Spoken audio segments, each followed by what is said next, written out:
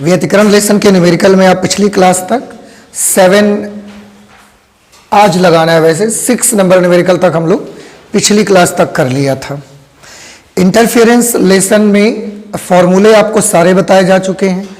एक दिन हम लोग 6 न्यूमेरिकल भी लगा चुके हैं इस पर बेस्ड, तो काफ़ी कुछ आइडियाज़ भी अब तक तो आ गए होने चाहिए आपको। आज उससे आगे के कुछ न्यूमेरिकल से सॉल्व करते हैं जो कि यूपी बोर्ड एग्जामिनेशन में कभी ना कभी पूछे गए हैं, तो उससे आपको आइडिया मिलेगा कि किस तरीके के क्वेश्चंस एग्जामिनेशन में आते हैं। चलिए मैं पढ़ रहा हूं, आप ध्यान से देखिएगा। 7 नंबर क्वेश्चन है। लिखा है चित्र में S1 व S2 दो पतले छिद्र हैं। यहां एक फिगर बना के दिया गया है क्वेश्चन नंबर 7 पर।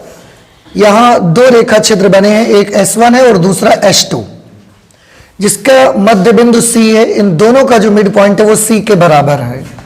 यहां पर जब इन छिद्रों पर 6000 एंगस्ट्रॉम का एक वर्णी प्रकाश अभिलंबवत आपतित होता है, इस दोनों स्लिटों पर हम क्या करते हैं, 6000 एंगस्ट्रॉम का जो लाइट है उसको नॉर्मल बिल्कुल यहां पर ड्रॉप करते हैं, अभिलंबवत उसको डालते हैं।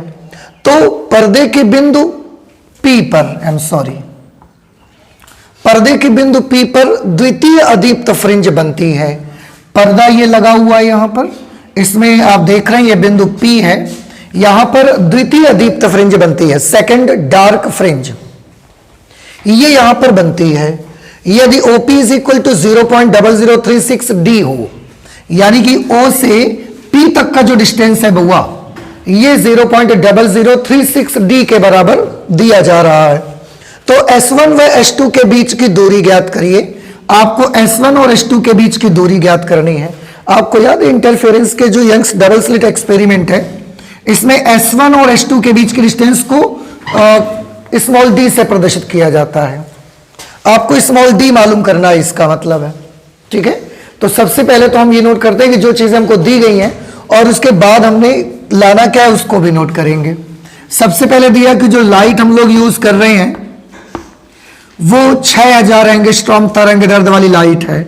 अगर आप इसे मीटर में चेंज करेंगे ना, तो आपको 10 टू द पावर -10 से मल्टीप्लाई करवाना पड़ेगा और फिर ये मीटर में बदल जाएगा। अब अगर ये 3 zeros इसको आप दिला देते हैं तो ये हो जाएगा 6 into 10 to the power -7 metre का प्रकाश अभिलंबवत आपतित होता है। आगे लिखा है तो पर्दे के बिंदु P पर द्वितीय दीप्त फ्रिंज बनती है। पर्दे का जो बिंदु P है यहां पर सेकंड डार्क फ्रिंज बनती है और OP की वैल्यू दी गई है। OP 0.0036 D के बराबर ये डिस्टेंस है। तो S1 और S2 के बीच की दूरी ज्ञात करें। S1 और S2 दो स्लिट्स हैं जिनके बीच की दूरी आपको मालूम करनी है, और स्लिटों के बीच की दूरी आप सभी को मालूम है स्मॉल d से रिप्रेजेंट करते हैं, तो हमें स्मॉल d मालूम करना है। अब यहां पर हम एक फॉर्मूला यूज करेंगे, क्योंकि यहां पर बिंदु P पर जो बन रही है द्वितीय अदीप्त फ्रिंज बन रही है। तो OP क्या है? OP है केंद्रीय फ्रिंज से द्वितीय अदीप्त फ्रिंज की दूरी। यहां OP जो है इसके बारे में हम आपको बता सकते हैं कि यह केंद्रीय फ्रिंज से द्वितीय अदीप्त फ्रिंज की दूरी, केंद्रीय फ्रिंज से द्वितीय अदीप्त फ्रिंज की दूरी। और OP की वैल्यू बेटा ये दी गई है आपको, या अभी आप OP लिख लीजिए। अब पहले ये सोच करके बताइए कि केंद्रीय फ्रिंज से दूसरी अदीप्त फ्रिंज की दूरी हमें चाहिए। क्या आपको याद है कि केंद्रीय फ्रिंज से mवीं अदीप्त फ्रिंज की दूरी का सूत्र क्या होता है? m-12 d lambda upon d। तो केंद्रीय फ्रिंज से दूसरी अदीप्त फ्रिंज की दूरी का क्या हो जाएगा? 2-12 और d lambda upon small d। बस इसको हम सॉल्व कर लेंगे। OP की जगह पर लिखेंगे 0.0036, 2 में हाफ माइनस कर देंगे, दिस विल बी 3/2। भाई 2 में आधा माइनस कर दोगे 1.5 ही तो बचेगा ना, और 1.5 मतलब 3/2। डी की जगह डी लिखा रहने दीजिए, क्योंकि वो डी से cancel, oh I am sorry, इसके साथ डी भी है, देखो 0.0036 है ना, 0.0036, इसके साथ में डी भी है, ये है ना डी, यहां पर भी देखो डी दिया है, तो डी से डी कैंसिल हो जाएगा, इसलिए लिखा रहने दें लैम्डा अपॉन स्मॉल डी हमको मालूम कर देना है। देखो कैपिटल डी से ये कैपिटल डी कैंसिल हो जाएगा, 2 का ये गुणा हो जाएगा इधर, और 3 से इसमें डिवाइड हो जाएगा। चलिए डिवाइड कर देते हैं, 0.0012, 12 तिया 36। अब 3 से हमने इसको कैंसिल कर दिया, अब अपॉन में ऊपर अच्छा लैम्डा भी है, ये अपॉन में 2 है ना, इसको भी इधर ले आओ, तो 12 में 2 का गुणा होगा 24, मतलब ये बन जाएगा 0.0024, 0.00 और 12 2 24। उधर की तरफ बचा लैम्डा अपॉन डी, लैम्डा मतलब लैम्डा की वैल्यू दी गई है 6 इंटू 10⁻⁻7 अपॉन स्मॉल डी, ये स्मॉल डी इधर भेज दीजिए, इसको उधर भेज दीजिए आप, तो स्मॉल डी आ गया 6 into 10⁻⁻7 upon 0.0024। Small D is equal to ये 6 इंटू 10⁻⁻7, इसको बेटा लिखा जा सकता है 24 इंटू 10⁻⁻4, ठीक है ना, 24 इंटू 10⁻⁻4, 1 2 3 4 अंक दशमलव ले जाना पड़ेगा ना आपको, इससे इसको काट दीजिए, 6 चौके 24, डी इज इक्वल टू क्या बचेगा 10⁻⁻3 अपॉन 4, 10⁻⁻3 अपॉन 4। इसको भी थोड़ा सा हमको सॉल्व करना पड़ेगा। Small D is equal to, ये 10⁻⁻3 को हम नोट कर लेंगे, 10 इंटू 10⁻⁻4 अपॉन 4। देखो ये 10 की घात -3 है, हमने 10 गुणे 10 की घात -4 लिख लिया। आप इसको सॉल्व करेंगे 10⁻3 फिर से आ जाएगा, 4 से आप 10 को डिवाइड कर दीजिए, तो d की वैल्यू आ जाएगी 2.5 इंटू 10⁻⁻4, और ये मीटर में आया। एक अंक दशमलव अगर हम इधर खिसका देते हैं, अगर एक अंक दशमलव लेफ्ट साइड में ले आएंगे आप, तो ये बन जाएगा 0.25 इंटू 10⁻⁻3, और 10⁻⁻3 मीटर का क्या होता है 1 मिलीमीटर, तो 0.25 मिलीमीटर। इस तरह से आपको ये पता लग जाएगा कि जो इस क्वेश्चन में जो फिगर दिया गया है उसमें जो 10 स्लिट्स यहां पर लगाई गई हैं, उन 2 स्लिटों के बीच का डिस्टेंस है 0.25 मिलीमीटर। ये इसका आंसर आ गया, यही आपसे पूछा जा रहा था। तो सिंपल से कैलकुलेशन है, बस ध्यान यहां ये रखना है कि अगर पर्दे के बिंदु P पर द्वितीय अदीप्त फ्रिंज बनती है, इसका मतलब है कि जो OP है वो केंद्रीय दीप्त फ्रिंज से दूसरी अदीप्त फ्रिंज की दूरी है। तो जो OP है वो केंद्रीय फ्रिंज से द्वितीय अदीप्त फ्रिंज की दूरी है, और केंद्रीय फ्रिंज से द्वितीय अदीप्त फ्रिंज की दूरी 2 - 1/2 d लैम्डा अपॉन डी के बराबर होगी। उस पर सारी वैल्यूज अप्लाई करेंगे, सॉल्व करेंगे, और आंसर आपके सामने आ जाएगा। आई होप कि ये क्वेश्चन नंबर 7 समझ में आ गया होगा आपको। क्वेश्चन नंबर 8 पे आते हैं। लिखा है यंग के द्विस्लिट प्रयोग में, यंग का जो डबल स्लिट एक्सपेरिमेंट है उसमें 6000 एंगस्ट्रॉम तथा 5000 एंगस्ट्रॉम के प्रकाश पुंजों को प्रयुक्त करके व्यतिकरण फ्रिंजें बनाई गई हैं। मतलब कहने का ये कि एक बार हमने जो स्लिट्स यूज की हैं उनमें 6000 एंगस्ट्रॉम की लाइट डाली है दोनों स्लिट्स में, और फिर 6000 एंगस्ट्रॉम की लाइट हटा दी, 5000 एंगस्ट्रॉम की लाइट डाली है। तो एक बार एक्सपेरिमेंट हमने 6000 एंगस्ट्रॉम वाली लाइट से किया है, और एक बार दोबारा जो एक्सपेरिमेंट हमने किया है वो 5000 एंगस्ट्रॉम वाली लाइट से किया गया है। तो आप चाहें तो यहां 2 तरह की तरंग दैर्ध्य दी गई है, उनको आप लिख सकते हैं। 6000 एंगस्ट्रॉम मीटर में कन्वर्ट करिए, 6 × 10⁻⁻7 मीटर। दूसरी वेवलेंथ 5000 एंगस्ट्रॉम है, means 5 into 10 to the power -7 metre के प्रकाश पुंजों को प्रयुक्त करके व्यतिकरण फ्रिंजें बनाई गई हैं। मतलब समझ में आ गया? आप ऐसा तो नहीं सोच रहे हैं कि जो दो स्लिटें होती हैं उनमें से एक में 6000 एंगस्ट्रॉम की लाइट है, एक में 5000 एंगस्ट्रॉम की लाइट है। ऐसा नहीं है। हमने पूरा एक्सपेरिमेंट ही एक बार 6000 एंगस्ट्रॉम से किया है और उसको हटा के फिर दोबारा 5000 एंगस्ट्रॉम से एक्सपेरिमेंट किया है। स्लिटों के बीच की दूरी 1 मिलीमीटर है। स्लिटों के बीच की दूरी small D 1 millimetre. 1 millimeter can be written as 10 to the power -3 metre. इसके बाद स्लिट व पर्दे के बीच की दूरी 1 मीटर है। स्लिट और पर्दे के बीच की दूरी आप सभी को पता है कि कैपिटल डी से लिखा जाता है और कैपिटल डी की वैल्यू दी गई है 1 मीटर। ज्ञात कीजिए। अब देखो भाई क्या ज्ञात करना है। सबसे पहले तो मालूम करना है कि 6000 एंगस्ट्रॉम के लिए केंद्रीय उच्चिष्ट से तृतीय अदीप्त फ्रिंज की दूरी मालूम करनी है। सबसे पहले तो यही क्वेश्चन है आपका। तो चलिए पहले इसी को सॉल्व कर लिया जाए।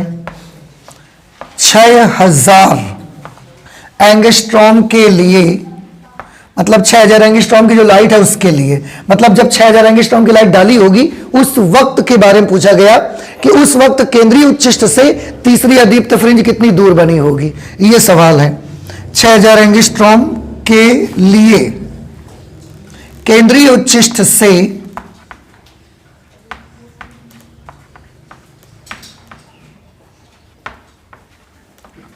छह हजार एंगस्ट्रॉम के लिए केंद्रीय उच्चिष्ट से तृतीय अदीप्त फ्रिंज की दूरी, तृतीय अदीप्त फ्रिंज की दूरी। तो केंद्रीय फ्रिंज से तीसरी अदीप्त फ्रिंज की दूरी x3 डैश। x3 क्यों? क्योंकि फ्रिंज नंबर 3 है और डैश हमने इसलिए सोच लिया है क्योंकि ये अदीप्त फ्रिंज है। पहले भी हमने बताया कि कुछ सिंबल बना लीजिए अपने हिसाब से जो आपको अच्छा लगे। फॉर्मूला क्या बनेगा? 3 minus half D lambda upon small D. Lambda कौन सा लगाना है इसमें? लैम्डा 1 की लैम्डा 2? लैम्डा 1 यूज करना है क्योंकि 6000 एंगस्ट्रॉम की लाइट यूज करनी है ना आपको। ठीक है, 3 में आधा चला गया तो 2.5 बच गया, 5/2। Capital D 1 metre, lambda 1 6 into 10 to the power -7 metre, small D 10 to the power -3 metre. ठीक, इसे सॉल्व कर लीजिए थोड़ा सा। 2 से हमने 6 को कैंसिल किया 3 बार में, फिर 5 को 3 से मल्टीप्लाई करवा दिया। x3 dash is equal to 15 into 10 to the power 15 into 10 to the power, इसको ऊपर ले जाइए, -7 + 3 -4। एक काम कर देते हैं, x3 dash is equal to, इसको आप 1.5 into 10 to the power -3 metre भी तो कर सकते हो। आप जब चाहोगे दशमलव बदला के इसको फिर -4 कर लीजिएगा। अब ऐसा करने से फायदा क्या? 10 की घात -3 मीटर का 1 मिलीमीटर होता है, तो हम इसको लिख सकते हैं 1.5 मिलीमीटर।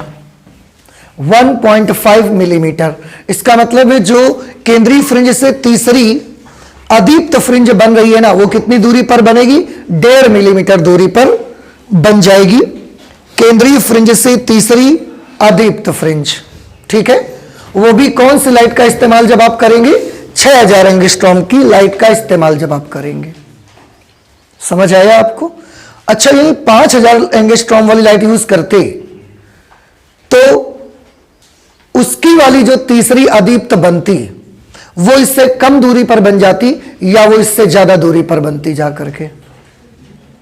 वो इससे भी कम दूरी पर, ये 1.5 मिलीमीटर पर बनी है, वो और कम दूरी पर बन जाती। क्यों? क्योंकि उसका लैम्डा और कम है, और जिसका लैम्डा कम होगा उसकी तीसरी अदीप्त फ्रिंज और छोटी डिस्टेंस पर बन जाएगी, तो और पास में ही बन जाती, फिर तो 1.5 मिलीमीटर से ही कम डिस्टेंस पर और बन जाती वो। खैर, इसके बाद सेकंड पार्ट देख लीजिए। लिखा है केंद्रीय उच्चिष्ट से वह न्यूनतम दूरी ज्ञात कीजिए जहां पर दोनों तरंग दैर्ध्यों के उत्पन्न दीप्त फ्रिंजें संपाती होंगी। देखिए ये बड़ा बढ़िया क्वेश्चन है और ऐसे क्वेश्चन एग्जामिनेशन में आते हैं, इसलिए बहुत ध्यान से समझिएगा कि इस तरीके का अगर कभी क्वेश्चन आता है तो आप सॉल्व कैसे करेंगे। क्वेश्चन देखिए, समझने की कोशिश करिए, फील करिए उसको कि क्या पूछ रहे हैं। केंद्रीय उच्चिष्ट से, केंद्रीय उच्चिष्ट मतलब सेंट्रल ब्राइट, इस फिगर में अगर देखें then this is the central bright. वह न्यूनतम दूरी ज्ञात करिए, मिनिमम डिस्टेंस मालूम करिए जहां पर दोनों तरंग दैर्ध्यों के उत्पन्न दीप्त फ्रिंजें संपाती होंगी। मतलब साफ है कि हमने एक बार 6000 एंगस्ट्रॉम लाइट यूज की, उसको हटाया 5000 एंगस्ट्रॉम लाइट यूज की है, तो पहले 6000 एंगस्ट्रॉम वाली फ्रिंजें बनी होंगी, उनमें हमने निशान लगा लिया कि यहां ब्राइट बनी, डार्क बनी, bright dark, bright dark, bright dark, सब निशान लगा लिए 6000 एंगस्ट्रॉम लाइट का यूज करते हुए। उसको हटा दिया, लेकिन पर्दे पर तो निशान बने रहेंगे ना, निशान तो नहीं मिट जाएंगे। आपने लाइट बंद कर दी ना 6000 एंगस्ट्रॉम की, बट हमने तो टिक करके रखा है पहले से। कुछ बात समझ आ रही है आपको? फिर से सुन लीजिए हमारी बात। सबसे पहले हमने कौन सी लाइट का इस्तेमाल किया? 6000 एंगस्ट्रॉम लाइट डाली इस तरफ से, स्लिट के पीछे से, पर्दे पर फ्रिंजेस बनी, फ्रिंजेस बनी तो ब्राइट डार्क बनी होंगी। हमने निशान लगा लिया, कैसा भी निशान लगा लो आप, पर्दे पर लगाया, पर्दे पर निशान लगा लिया। जैसे दीवार है तो आपने दीवार पर निशान लगा लिया कि 6000 की लाइट जब डाली हमने तो यहां ब्राइट बना, यहां डार्क बना, ब्राइट बना, डार्क बना, ब्राइट बना, डार्क बना। अब हमने लाइट को बंद कर दिया, तो हमने लाइट बंद कर दिया ना, पर्दा नहीं तोड़ा, पर्दे पर निशान अभी भी लगे होंगे। ये चीज ध्यान रहेगी अब आपको, ठीक। अब हमने यहां पीछे से ना, स्लिटों के पीछे से 5000 एंगस्ट्रॉम वाली लाइट डाल दी, तो बउआ पर्दे पर उसका भी तो ब्राइट डार्क बनेगा, बनेगा कि नहीं बनेगा? तो उसका भी निशान लगाना शुरू किया हमने कि 5000 वाले का ब्राइट डार्क कहां जा रहा है। सवाल यह है कि जब आप 5000 वाले का निशान लगाओगे, 6000 वाले के पहले लगे निशान, 5000 वाले के अब लगाओगे निशान आप, तो उनका कहना यह है कि जब भी आप निशान लगाते हुए सेंट्रल ब्राइट से ऊपर की तरफ बढ़े या नीचे की तरफ जाएं, आप ये चेक करें कि क्या 6000 वाली का कोई ब्राइट 5000 वाली के कोई ब्राइट के ऊपर आ रहा है क्या? जहां पर दोनों तरंग दैर्ध्यों से उत्पन्न दीप्त फ्रिंजें संपाती होंगी। संपाती का मतलब एक जगह बनना, कोइंसाइड करेंगी, वो एक जगह पर बनेंगी। तो आप ये चेक करिए कि 6000 वाली के निशान तो पहले से लगे हुए, 5000 वाली लाइट के निशान हम अब लगा रहे हैं। तो हम ये चेक करना चाहते हैं 5000 का ब्राइट, केवल ब्राइट देखो, क्योंकि दीप्त की बात उन्होंने की, डार्क देख के क्या करोगे आप। 5000 वाली का ब्राइट यहां, 5000 वाली का दूसरा ब्राइट यहां, तीसरा ब्राइट यहां, चौथा, पांचवा, छठवां, ऐसा देखते चले जा रहे हैं। तो आपको यह देखना है कि क्या 6000 वाली का ब्राइट बहुत सारे बने थे, 5 के भी बहुत सारे बने, लेकिन क्या 5000 का कोई ब्राइट 6000 की किसी ब्राइट के ऊपर बन रहा है क्या? वो डिस्टेंस पता लगाओ। पहले देखो कि कहां बन रहा है, फिर वो डिस्टेंस मालूम करिए आप कि वो दूरी कितनी होगी। नहीं समझ में आया? कुछ बात समझ में आ रही ना आपको? तो ये आपको करना है। अब हमने देखा कि 6000 एंगस्ट्रॉम वाली का एक ब्राइट पर्दे पर कुछ दूर चल के मिला हमें एक जगह पर, जहां पर 6000 एंगस्ट्रॉम वाली का भी ब्राइट बना था और 5000 एंगस्ट्रॉम वाली का भी ब्राइट बना था।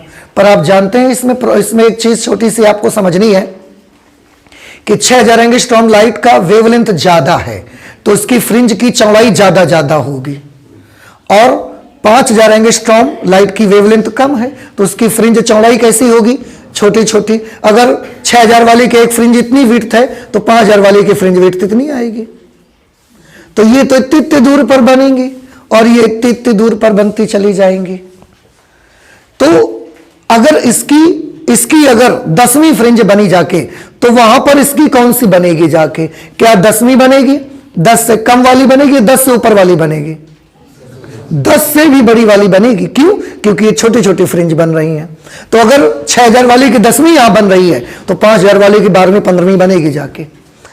एग्जाम्पल मैं बता रहा हूं आपको, फिलहाल हमें पता नहीं है। देखो मैं तो एग्जाम्पल बोल दिया ना आपको, अभी मुझे मालूम नहीं है, यही तो मालूम करना है कि 6000 वाली का कौन सा ब्राइट 5000 वाली का कौन सी ब्राइट से संपाती रहेगा, ये हमको पता लगाना है। एक बार ये पता लग जाए फिर हम बड़ी आसानी से अपना सॉल्यूशन कर सकते हैं। अब कैसे पता लगाएंगे उसको भी थोड़ा सा सोचिए जरा, हमें नहीं मालूम तो हम ये मान लेते हैं कि जैसे अभी मैंने एक एग्जांपल दिया कि 6000 एंगस्ट्रॉम लाइट वाले का 10वां ब्राइट यहां बना, तो 5000 एंगस्ट्रॉम लाइट वाले का यहां कौन सा ब्राइट बनेगा, 12वां बन गया। लेकिन हमें तो अभी पता नहीं है तो हमको मानना पड़ेगा, क्योंकि ये तो एग्जांपल में दे रहा हूं, मुझे तो मालूम नहीं है ना, तो मुझे मानना पड़ेगा कि 6000 एंगस्ट्रॉम तरंग दैर्ध्य का जब लाइट यूज करते हैं तो यहां पर एमवा ब्राइट बनता है, एमवा। और जब 5000 एंगस्ट्रॉम वाली लाइट यूज करते हैं तो उसका यहां पर एनवा ब्राइट बनता है। ये हम सबको पता है कि 5 वाले का ज्यादा वाला ब्राइट बनेगा यहां पर क्योंकि एग्जैक्टली तो नहीं मालूम, वो तो पता लगाना है बनेगा वहां पर। तो क्या मान लिया हमने कि माना पर्दे पर एक बिंदु मिला मुझे और उस बिंदु पर 6000 एंगस्ट्रॉम तरंग दैर्ध्य वाली लाइट का एमवा ब्राइट था, जबकि 5000 एंगस्ट्रॉम तरंग दैर्ध्य वाली लाइट का एनवा ब्राइट है।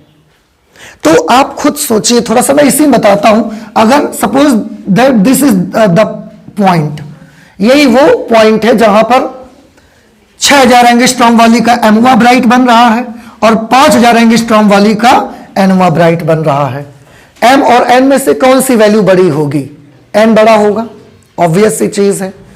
अब एक चीज और देखने वाली बात है कि ये हम कैसे पता लगाएं कि इनमें से कौन कितना है। उसके लिए आप एक काम कर लो ना, केंद्रीय फ्रिंज से एमवे ब्राइट की डिस्टेंस निकालो, कौन सी लाइट इस्तेमाल करके? 6000 एंगस्ट्रॉम। फिर केंद्रीय फ्रिंज से एनवे ब्राइट की डिस्टेंस निकालो, कौन सी लाइट इस्तेमाल करके? 5000 एंगस्ट्रॉम। और दोनों के डिस्टेंस को आपस में कैसा रख दो? बराबर रख दो, क्योंकि केंद्रीय फ्रिंज से जितनी दूर ये बना है केंद्रीय फ्रिंज से उतनी दूर तो ये बना है, तो दोनों की डिस्टेंस बराबर होनी चाहिए। ये हम अब करेंगे, यहां से हमको आगे की चीजें पता लगेंगी। तो आप चाहे, मेरे पास जगह कम है, आप लिख लीजिए इसके बारे में। सेकेंड पार्ट में एक छोटी सी लाइन बना लो, मैं बोल दे रहा हूं आपको, लिख लीजिए। माना 6000 एंगस्ट्रॉम, माना 6000 एंगस्ट्रॉम तरंग दैर्ध्य का प्रकाश, माना 6000 एंगस्ट्रॉम तरंग दैर्ध्य के प्रकाश, माना 6000 एंगस्ट्रॉम के तरंग दैर्ध्य के प्रकाश की एमवी दीप्त फ्रिंज, की एमवी दीप्त फ्रिंज, की एमवी दीप्त फ्रिंज, एमवी दीप्त फ्रिंज तथा 5000 एंगस्ट्रॉम तरंग दैर्ध्य के प्रकाश की, तथा 5000 एंगस्ट्रॉम तरंग दैर्ध्य के प्रकाश की, तथा 5000 एंगस्ट्रॉम तरंग दैर्ध्य के प्रकाश की, 5000 एंगस्ट्रॉम तरंग दैर्ध्य के प्रकाश की एनवी दीप्त फ्रिंज परस्पर संपाती हैं। एनवी दीप्त फ्रिंज परस्पर संपाती हैं। संपाती हैं मतलब एक ही जगह पर बन रही हैं, इसलिए केंद्रीय दीप्त फ्रिंज से दोनों की दूरियां बराबर रहनी चाहिए, फिर तो संपाती हैं। तब क्या करना चाहिए? तो फिर मुझे 6000 एंगस्ट्रॉम की एमवी दीप्त फ्रिंज की दूरी और 5000 एंगस्ट्रॉम की एनवी दीप्त फ्रिंज की दूरियों को आपस में बराबर कर देना चाहिए। तो एमवी दीप्त फ्रिंज की दूरी का सूत्र क्या होता है? M D lambda upon D, दीप्त फ्रिंज में। तो इसकी यूज करेंगे तो M D lambda 1 upon D, ये किसके बराबर होना चाहिए? N D lambda 2 upon D. देखो लैम्डा 1 6000 एंगस्ट्रॉम है, लैम्डा 2 5000 एंगस्ट्रॉम है, तो M D lambda 1 upon D और एन के साथ D lambda 2 upon D. Capital D small D से capital D small D cancel. आप देखो m upon n is equal to lambda 2 upon lambda 1। m upon n is equal to lambda 2 upon lambda 1। Lambda 2 upon lambda 1, lambda 2 5000 है, lambda 1 6000 है। तो 5000 बटे 6000 करोगे तो क्या मिलेगा आपको? 5 बटे 6। थोड़ा सा समझने की कोशिश करिएगा जरा। आपने माना था कि लैम्डा 1 तरंग दैर्ध्य की mवीं दीप्त फ्रिंज और लैम्डा 2 तरंग दैर्ध्य की nवीं दीप्त फ्रिंजें संपाती हैं। भाई लैम्डा 1 का मतलब 6000, तो आपने क्या माना था कि 6000 वाले की mवीं दीप्त फ्रिंज और 5000 वाले की nवीं दीप्त फ्रिंज संपाती है, यही तो माना गया था। हम ये कह सकते हैं कि लैम्डा 1 वाले की mवीं दीप्त फ्रिंज और लैम्डा 2 वाले की nवीं दीप्त फ्रिंज संपाती हैं। यहां पर आपको नहीं लग रहा है कि नंबर थोड़ा उल्टा हो रहे हैं? लैम्डा 1 वाली mवीं दीप्त फ्रिंज, लैम्डा 2 वाली nवीं दीप्त फ्रिंज के संपाती है। तो यहां जो नंबर आएंगे कैलकुलेट करने से ना, वो उल्टा आएंगे। फिर तो उल्टा आने का मतलब क्या है, ध्यान से समझिएगा। m आपने किसको माना था? 6000 एंगस्ट्रॉम। तो 6000 एंगस्ट्रॉम वाली 6000 एंगस्ट्रॉम वाली पांचवी दीप्त फ्रिंज जो होगी वो 5000 एंगस्ट्रॉम वाली छठवीं दीप्त फ्रिंज की संपाती है। मतलब कहने का ये कि जहां पर 6000 वाली का पांचवी दीप्त फ्रिंज बनेगी, वहां पर 5000 वाले की कौन सी बनेगी? छठवीं बनेगी। जाके एक फ्रिंज ऊपर चढ़ जाएगी थोड़ा सा। क्यों? क्योंकि 5000 एंगस्ट्रॉम लाइट का तरंग छोटी है, इसलिए एक फ्रिंज ऊपर बढ़ जाएगी पूरी। 6000 वाली लाइट जब यूज करोगे तो उसकी जिस जगह पर पांचवी वाली दीप्त फ्रिंज बनेगी पर्दे पर, उस जगह 5000 वाली लाइट यूज करने पर छठवीं दीप्त फ्रिंज पहुंचेगी। ये देखो 6000 वाली की पांचवी और 5000 वाली की छठवीं बन रही है जाकर के। और तरंग दैर्ध्य के कैसे है? व्युत्क्रमानुपाती है, उल्टा चल रही है। समझ में आया?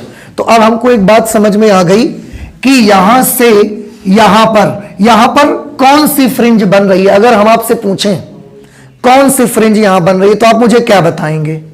आप मुझे बताएंगे कि अगर आप 6000 एंगस्ट्रॉम का लाइट यूज करिएगा तो पांचवी दीप्त फ्रिंज बन जाएगी यहां पर, और अगर आप 5000 एंगस्ट्रॉम तरंग दैर्ध्य की लाइट यूज करेंगे तो उसी जगह पर छठवीं दीप्त फ्रिंज बन जाएगी। इतनी यहां तक सारी बातें क्लियर? ओके। हमको तो ये डिस्टेंस चाहिए कि कितनी दूर बनेगा जाके। क्या करें बताइए? आपको नहीं लगता कि केंद्रीय फ्रिंज से पांचवी दीप्त फ्रिंज की दूरी निकाल लें, या फिर हम केंद्रीय फ्रिंज से छठवीं दीप्त फ्रिंज की दूरी निकाल लें? बस याद रहे कि जब पांचवी निकालिएगा तो 6000 एंगस्ट्रॉम यूज करिएगा, और अगर छठवीं निकाल रहे हैं तो 5000 एंगस्ट्रॉम यूज करिएगा। कुछ दिमाग में चढ़ा आपको? ठीक। हमें दूरी पता लगानी थी तो हम अभीष्ट दूरी निकाल लेते हैं। अब देखो, आप सोचोगे ये करने से क्या मिला? बउआ यही करने से तो सबसे बड़ी चीज मिली।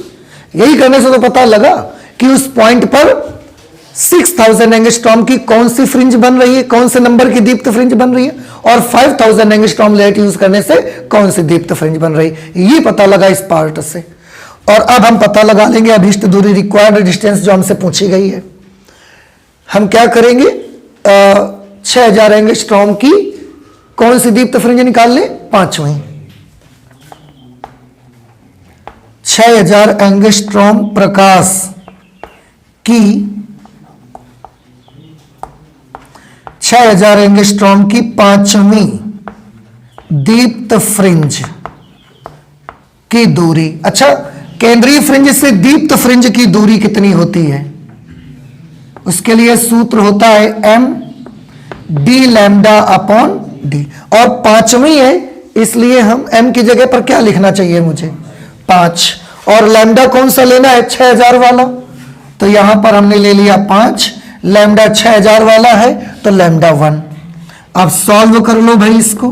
कैपिटल डी की जगह पर 1 मीटर है, लैम्डा 1 की जगह पर 6 into 10 to the power -7, small D की जगह पर 10 टू द पावर -3 मीटर।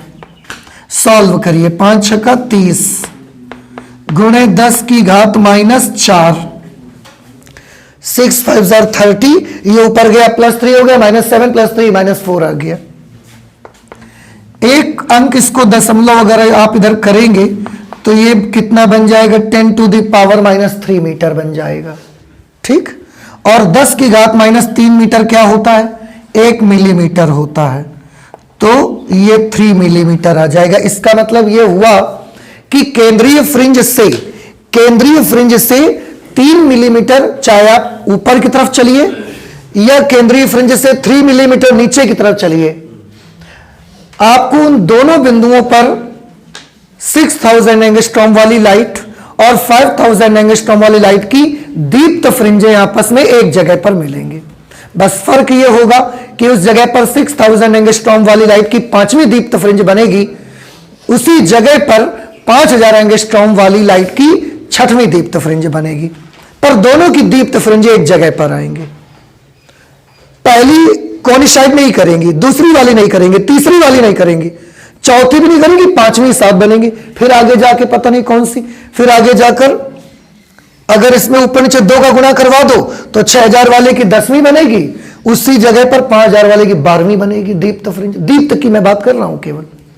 अगर ऊपर नीचे 3 का गुणा करवा दो तो 6000 वाले की 15वीं फ्रिंज और 5000 वाले की 18वीं फ्रिंज बन जाएगी एक जगह पर। समझ रहे हैं ये चीजों को, तो ये तरीका है उसको पता लगाने का, उसको सॉल्व करने का।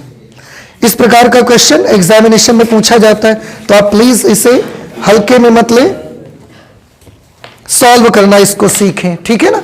आप नोट कर लीजिए जल्दी से, इसके बाद नेक्स्ट क्वेश्चन लगाते हैं। नेक्स्ट क्वेश्चन है क्वेश्चन नंबर 9। लिखा है 2 मिलीमीटर की दूरी पर स्थित 2 पतली समांतर स्लिटों, 2 पतली समांतर स्लिटें हैं और उनके बीच की दूरी 2 मिलीमीटर है। और स्लिटों के बीच की दूरी को तो सबको पता है, स्मॉल डी से लिखते हैं। तो स्मॉल डी की वैल्यू कितनी दी गई, इसका मतलब हमको 2 मिलीमीटर। स्लिटों पर 6000 एंगस्ट्रॉम तरंग दैर्ध्य का एक वर्णी प्रकाश आपतित होता है। जो लाइट यूज की गई है वो 6000 एंगस्ट्रॉम वेवलेंथ वाली लाइट यूज कर रहे हैं। अगर इसको आप मीटर में चेंज करेंगे तो ये बन जाएगा 6 into 10 to the power -7 metre. स्लिटों से 30 सेंटीमीटर दूरी पर रखे पर्दे, स्लिटों से 30 सेंटीमीटर दूरी पर एक पर्दा रखा हुआ है। कैपिटल डी से लिखते हैं 30 सेंटीमीटर, मीटर में कन्वर्ट करेंगे। आप चाहें तो इसके साथ में 10 टू द पावर -2 से मल्टीप्लाई करवा दीजिए। रखे पर्दे पर फ्रिंजों को देखा जाता, मतलब उसमें फ्रिंजें बन जाती हैं पर्दे पर। अब आपसे क्वेश्चन ये पूछा गया है कि फ्रिंज चौड़ाई की गणना करिए, कि जो पर्दे पर फ्रिंजें बनेंगी ना उनकी चौड़ाइयां कितनी कितनी होंगी वो पता लगाना है। फ्रिंज चौड़ाई मींस W की वैल्यू पता लगानी है, तो बड़ा आसान है। आप W का फॉर्मूला यूज कर लीजिए। क्या फॉर्मूला होता है फ्रिंज चौड़ाई का, D lambda upon small d। W हमको फाइंड करना है। Capital D is 30 multiplied by 10 to the power -2। Lambda is 6 into 10 to the power -7। Small d की वैल्यू है बेटा, ओहो 2 मिलीमीटर है, तो मिलीमीटर को मीटर में बदलना बहुत जरूरी। देखिए ये बड़ी अच्छी चीज है और इसे अधिकतर बच्चे ना करना भूल जाते हैं। एग्जामिनेशन में न्यूमेरिकल सॉल्व करते वक्त इन चीजों का बहुत ध्यान आपको रखना है। आपकी, मैंने बोला ना, आपकी एक छोटी सी गलती आपके मार्क्स कटवा सकती है एग्जामिनेशन में। नॉर्मली अगर आपसे किसी दिन में कोई गलती होती है ना तो बस उससे ज्यादा कोई प्रॉब्लम नहीं होती, हम लोग उफ कर देते हैं और ये हमसे ये गलती हो गया। पर एग्जामिनेशन में आपकी एक छोटी सी गलती में आप उफ भी करेंगे और वो गलती फॉरगिवेबल नहीं होगी, मार्क्स कटवाएगी ही आपके। आप उसको दोबारा रिटेक का मौका नहीं मिलेगा ना। रियल लाइफ में यही तो डिफरेंस है, जो रियल लाइफ होती है रियल लाइफ में यही डिफरेंस है कि वहां आपको रिटेक का मौका नहीं मिलेगा। यहां पर आपसे गलती होती है, आप फिर से उसको सुधार लेते हैं, उसको गलती सुधारने का मौका आपको मिल जाता है, पर वहां नहीं मिलेगा। इसलिए प्लीज बहुत ध्यान रखें कि न्यूमेरिकल्स लगाते समय यूनिट्स का बहुत बड़ा खेल है, और उस खेल में कहीं उलझ मत जाइएगा। आप सुलझाने गए हैं तो सुलझाइएगा, उसको उलझिएगा नहीं। 2 मिलीमीटर है, मीटर में कन्वर्ट करेंगे 2 इंटू 10 टू द पावर -3 बन जाएगा, वो हम यूज करेंगे यहां पे।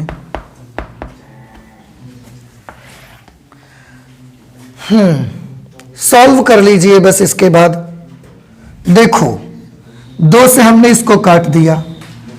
W इज इक्वल टू 30 तिया 90 गुणे 10 की घात -2 और -7 मिले तो क्या बना -9। फिर ये -3 ऊपर चला गया, +3 हो गया, -9 + 3 -6। अगर ये भी इसको दे दिया जाएगा तो यह आ जाएगा 9 into 10 to the power -5 metre.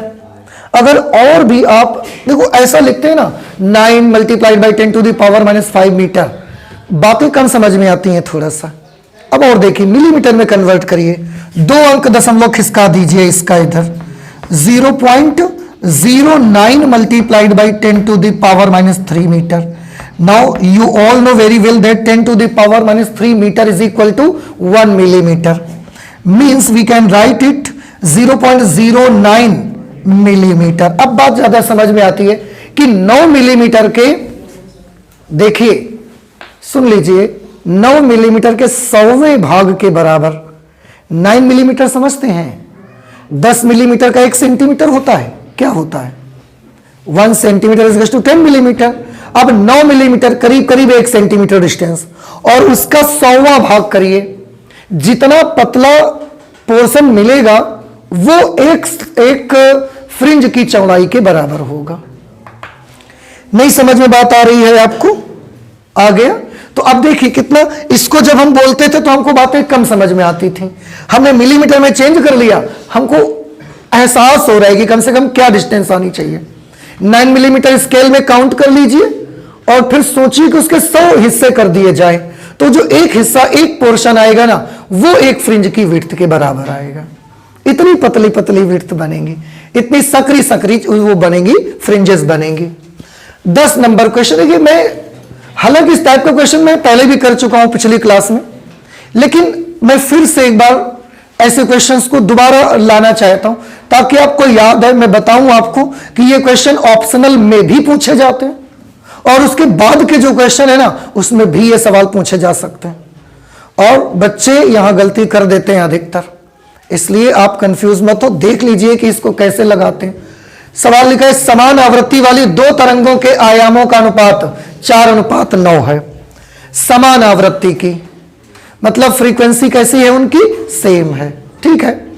2 तरंगे हम यूज कर रहे हैं, दोनों वेव ऐसे जा रही हैं, आगे जाके सुपरपोज करेंगी, तो 2 समान आवृत्ति वाली 2 तरंगों के आयामों का अनुपात, वो जो 2 वेव्स जा रही ना, उनमें से एक का आयाम A1 अगर मान ले और दूसरी का आयाम अगर A2 मान ले, तो A1 और A2 का रेशियो आपको दिया गया है।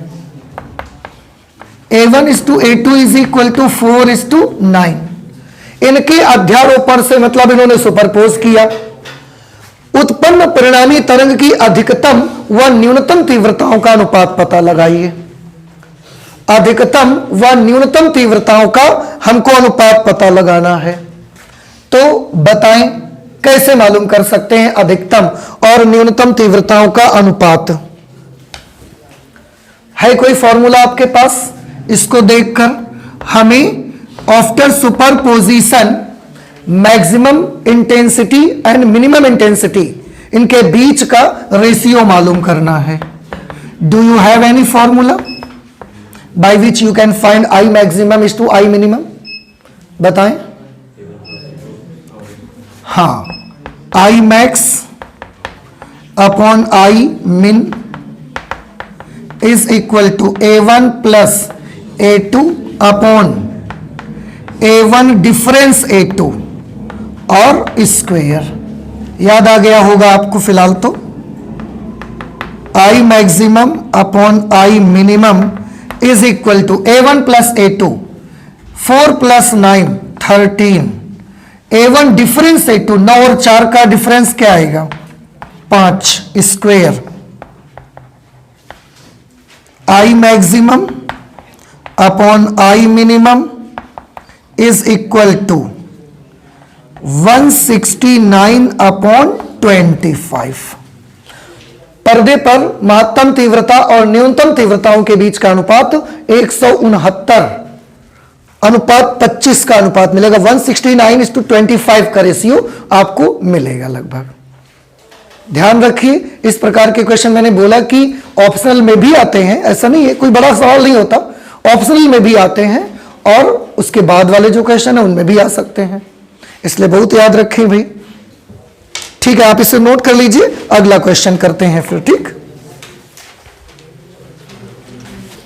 नेक्स्ट क्वेश्चन है आपका क्वेश्चन नंबर 11।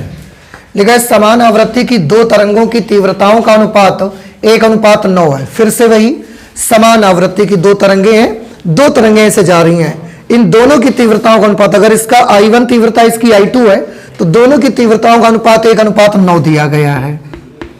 तो I1 अनुपात I2 का मान है 1:9। यदि ये दोनों तरंगे व्यतिकरण करती हो, दोनों तरंगे जाती हैं माध्यम में सुपरपोज करती हैं, तो महत्तम एवं न्यूनतम तीव्रताओं का अनुपात ज्ञात करिए। आपको मैक्सिमम और मिनिमम इंटेंसिटीज का रेशियो पता लगाना है। आपको मैक्सिमम और मिनिमम इंटेंसिटीज का रेशियो मालूम करना है। क्या करा जाए बताइएगा मुझे। देखो हम बताते हैं, आप ध्यान से सुनिए केवल। I maximum upon I minimum, एक फॉर्मूला आपको याद होगा था √I1O। हाँ, अंडर रूट लगेगा उस पे, √I1 प्लस √I2 का whole square upon √I1 difference √I2 whole square. बस इस पे वैल्यूज लिख के सॉल्व कर लीजिए आप। I1 की जगह 1 ले लो, I2 की जगह 9 ले लीजिए। 1 का वर्गमूल निकालेंगे कितना आएगा 1, 9 का वर्गमूल लेंगे कितना आएगा 3, इसका हमने स्क्वायर ले लिया। 1 का स्क्वायर रूट 1, 9 का स्क्वायर रूट 3, इसका स्क्वायर कर लिया। 3 का स्क्वायर करेंगे 3 + 1 4 हुआ ना, 4 का स्क्वायर 16, और 3 और 1 का डिफरेंस कितना हुआ 2, 2 का स्क्वायर बेटा कितना आएगा 4। इस तरीके से मैक्सिमम इंटेंसिटी और मिनिमम इंटेंसिटी के बीच का अनुपात 16/4, हम 4 से अगर कैंसिल कर दें तो 4/1 आ जाएगा। पर्दे पर अधिकतम तीव्रता और न्यूनतम तीव्रताओं के बीच का अनुपात 4:1 के बराबर मिलेगा आपको। क्वेश्चन नंबर 12 में है प्रकाश के व्यतिकरण संबंधी प्रयोग में दो स्लिटों के बीच का अंतराल, आप सबको मालूम है दो स्लिटों के बीच के अंतराल को स्मॉल d से लिखते हैं 0.2 मिलीमीटर। अगर आप इसे मीटर में चेंज करेंगे तो ये 2 × 10⁻⁻4 मीटर हो जाएगा। काहे 10⁻⁻3, तो मिलीमीटर को मीटर में बदलने के लिए, और एक अंक दशमलव खिसकाने के बदले उसकी कीमत चुकानी पड़ेगी, एक और -4 करना पड़ेगा। इनसे निर्गत प्रकाश के व्यतिकरण से 1 मीटर दूर स्थित पर्दे पर कैपिटल D 1 मीटर दूरी पर पर्दा लगा हुआ है, 3 मिलीमीटर चौड़ी फ्रिंजें बनती हैं। W = 3 मिलीमीटर, अगर मीटर में कन्वर्ट करें तो 10⁻³ मीटर। गणना कीजिए। अब देखो क्या क्या पता लगाना है। फर्स्ट पार्ट में मालूम करना है स्लिटों पर आपतित प्रकाश की तरंग दैर्ध्य। तो हम सबसे पहले एक फॉर्मूला यूज करेंगे, W = d(λ/d)। ठीक है, अच्छा आपको लैम्डा चाहिए तो बाकी सारी क्वांटिटीज दूसरे साइड ले जाइए। W × small d upon capital D। W है 3 × 10⁻³ स्मॉल d की वैल्यू है 2 × 10⁻⁴ अपॉन कैपिटल D की वैल्यू तो 1 मीटर के बराबर है। अब देखो 3 दूना 6 × 10⁻⁷ मीटर। लैम्डा आ गया 6 into 10 to the power -7 metre. और अब आपको याद हो जाना चाहिए अब तक कि 6 into 10 to the power -7 metre को अगर एंगस्ट्रॉम में बदलेंगे तो 6000 एंगस्ट्रॉम आपको मिल जाएगा। 6000 एंगस्ट्रॉम की लाइट यूज की जा रही है एक्सपेरिमेंट में। सेकंड है केंद्रीय दीप्त फ्रिंज से तीसरी अदीप्त फ्रिंज की दूरी। केंद्रीय दीप्त फ्रिंज से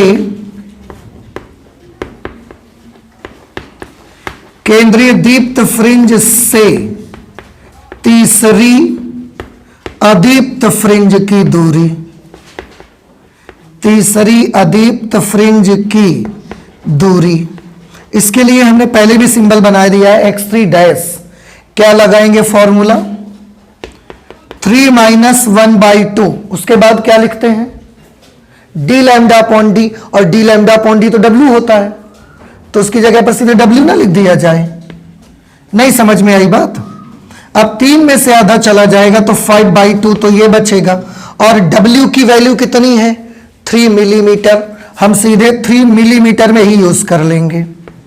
अब 3 से 1.5 टाइम्स में ये कैंसिल हो जाएगा, 15 × 5 = 75, 7.5 मिलीमीटर।